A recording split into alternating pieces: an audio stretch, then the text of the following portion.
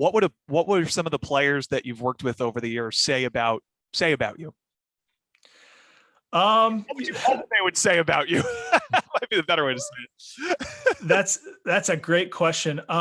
You know, I think there's guys that like to give me a hard time like anybody else, and it's all in good fun.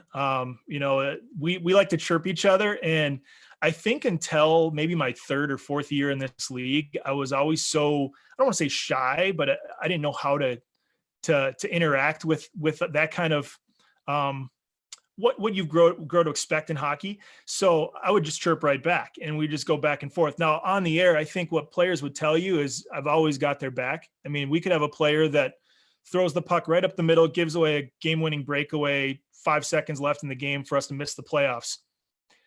I wouldn't even say the player's name half the time on the air, because they know that they can trust me, that I'm not going to paint this picture that they're this horrible player, they made this big mistake. I'm always going to say something positive about them.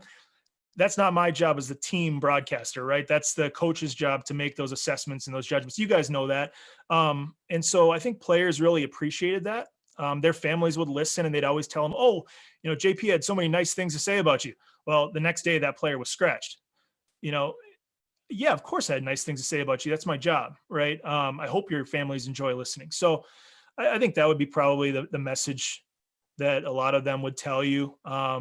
You know, like an Adam Pleskatch or Steve Canisto that we had in Tulsa I would, you know, I've seen those guys outside of the game in the summer times, and they're great guys. And I think they would tell you the same about me, hopefully. So like a Justin Taylor here in Kalamazoo and a Tanner Sorensen, they would hopefully tell you the same thing. I'm genuine. I'll tell it like it is, but you know, I'm here to make them, you know, sound good or look good, I guess, in a way. But also our fans have to trust that I'm not lying to them either. So it's kind of that fine line you have to walk.